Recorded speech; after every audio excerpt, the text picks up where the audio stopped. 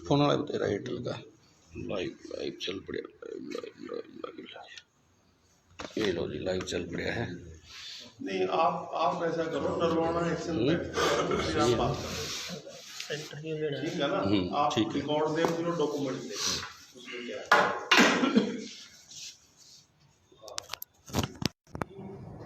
चलो आप उनसे बात कर लियो। अब ये तो देखो रिकॉर्ड की चीज़ है, उसमें ना आप कुछ कर सकते, ना मैं कर सकता, ना वो कर सकता। मैंने उनको यही कहा था कि एज पर रिकॉर्ड आप लोगों का क्या बनता है वो करो, करवा दो।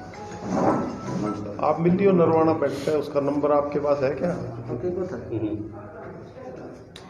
चलो जी लाइव चालू कर दिया जी गल की गल।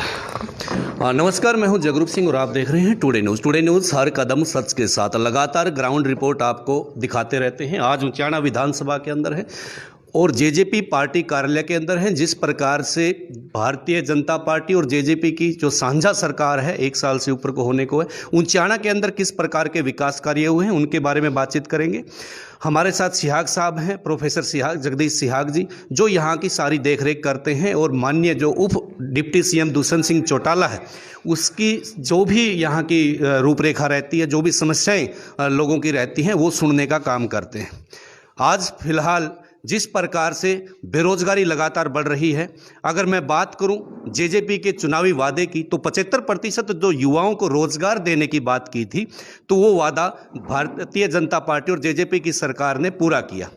इस जैसे ही वादा पूरा किया, राज्यपाल द्वारा साइन हुए, कानून बना, तुरंत सीतारमण जो सेंटर की मिनिस्टर हैं उनका एक बयान आया।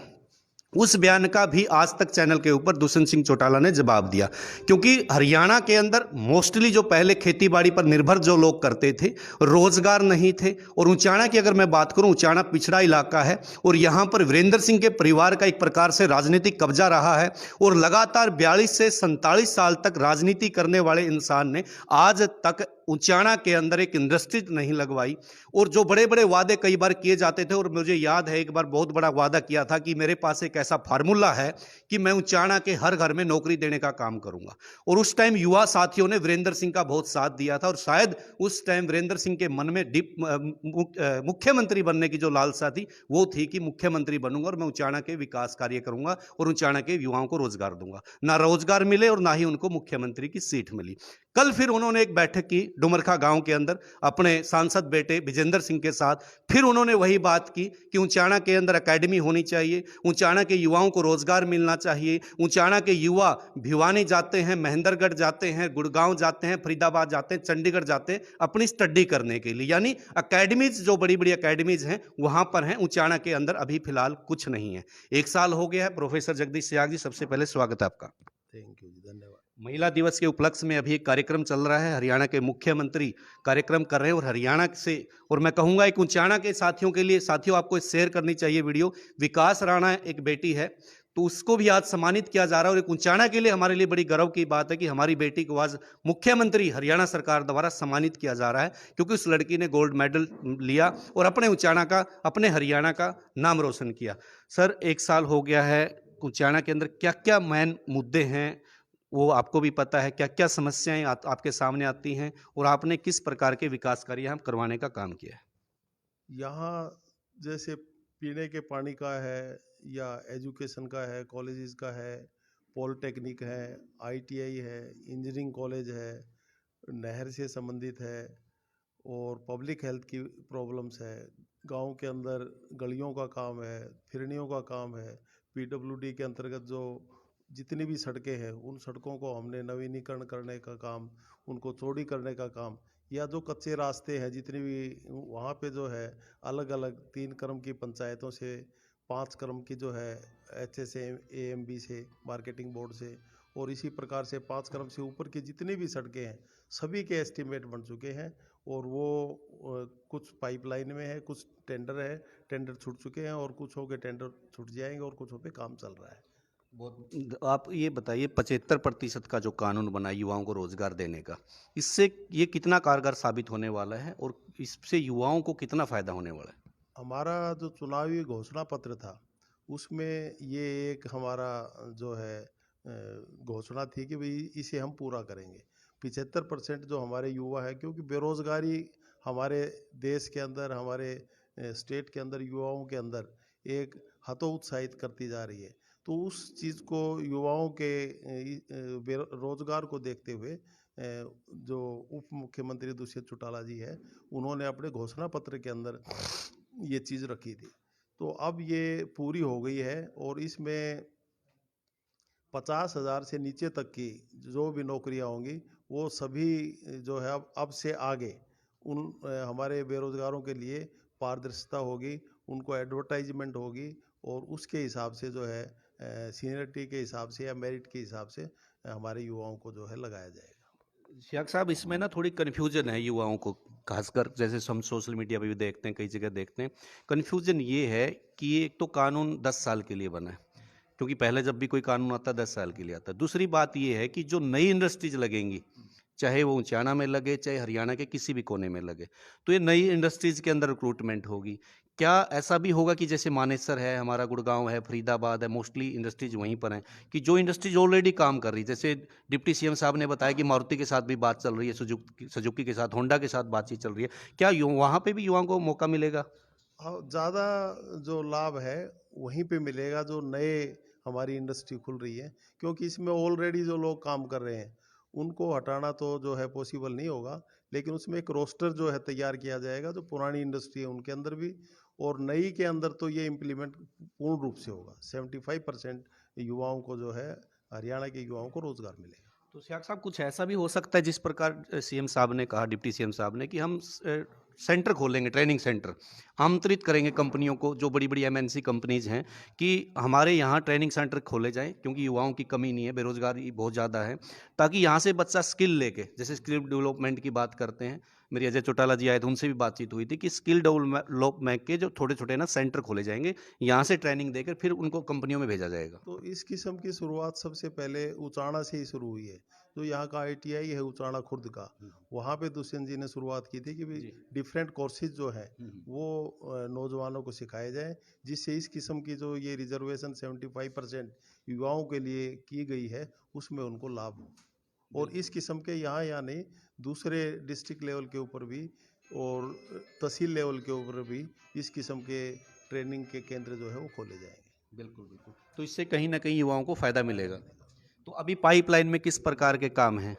पाइपलाइन में हमारे जितनी भी सड़कें हैं ना उचाना की, उनके सब के हमने एस्टीमेट बनवा के भेज दिए हैं। इसी के तहत जो है एक अधिकारियों की चंडीगढ़ में दुष्यंत जी ने 11 फरवरी को मीटिंग ली थी, एक 24 फरवरी को मीटिंग ली थी। उसमें पब्लिक हेल्थ के भी काम हैं, एनिमल हस्बेंड्री के भी काम हैं, उसमें आईटीआई के सेंटर भी खुलेंगे, यहाँ पे इंजीनियरिंग कॉलेज भी यहाँ पे खुलेंगे और जैसे कॉलेज छात्र में खुला है तो 1-2 कॉलेज और भी यहाँ पे जो है खोले जाएंगे। शेख साहब, आजकल एक चोर गिरोह सक्रिय हो गया उचाना के अंदर। छोटा उचाना, उचाना खुर्द की बात करूं, गांव दुर्जनपुर की बात करूं, वहीं लगता गोहांड दनौदा की बात करूं, तो भैंस चोरी का जो गिरोह है, क्योंकि एक किसान जो होता है बेचारा खेती बाड़ी में कुछ नहीं कमा सकता, और एक पशुपालन का वो काम करते हैं, और पशु उसके चुरा लिए जाएं तो वो बेचारा, मैं कहूँगा 2 साल पीछे चला जाता है। तो कहीं ना कहीं प्रशासन को थोड़ा टाइट करने की जरूरत है। हाँ, इसमें मैं आपने मेरी नॉलेज में लाया है ये। बाकी इस किस्म की चोरियां दूसरे जिलों में भी होती हैं, वहाँ भी उनके ऊपर अंकुश लगाया जाता है। तो यहाँ पे मैं एसपी साहब से, डीसी साहब से इस मामले में बात करके और इसके ऊपर रोक लगाएंगे। बिल्कुल।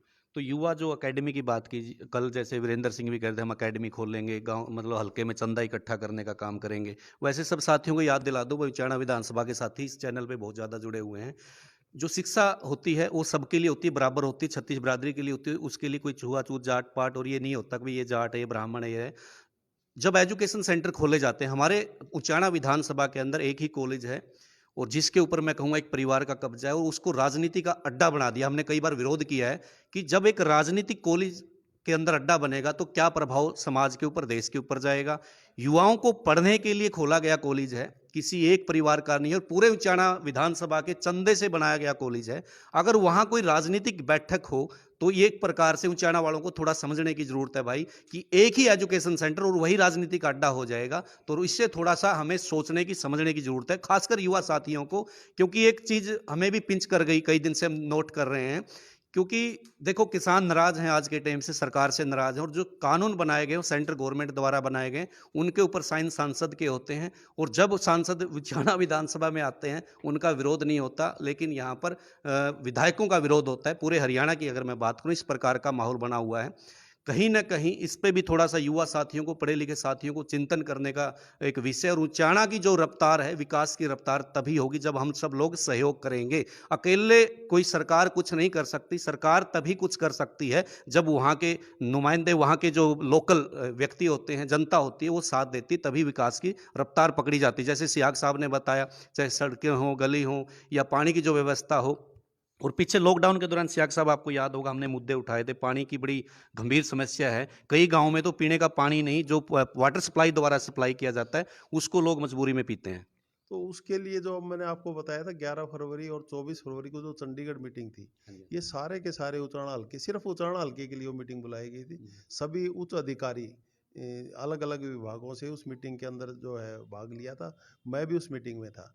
दुष्यंत जी ने सब लोगों को टाइम बाउंड किया है कि भाई ये जितनी भी पानी से संबंधित है या सड़कों से संबंधित है या शिक्षा से संबंधित है, तकनीकी शिक्षा से संबंधित है, पशु चिकित्सालय से संबंधित है या दूसरे और हमारे हॉस्पिटल्स हैं, सारी की सारी समस्याओं को उन्होंने टेकअप किया। बाईपास यहाँ के दो बाईपास जो है उचाणा से निकलेंगे, यहाँ सेक्टर के भी प्रपोजल है। यहाँ पे और बहुत सी योजनाएं हैं जो पाइपलाइन के अंदर है। बिल्कुल सियाग साहब, हम जाते जाते एक निवेदन आपसे करना चाहेंगे। जिस प्रकार दुष्यंत जी ने हिसार के अंदर एक रोजगार मेला लगवाया था, तो हम चाहते हैं जिस प्रकार से 75% जो एक कानून बनाया, युवाओं के लिए एक अच्छा कदम किया, कि उचाणा में एक रोजगार मेला कंपनियों के साथ टाई अप करके जरूर लगवाएं, ताकि युवाओं को ज़्यादा से ज़्यादा रोजगार मिले। चलो, ये आपने जो है अच्छा सुझाव दिया।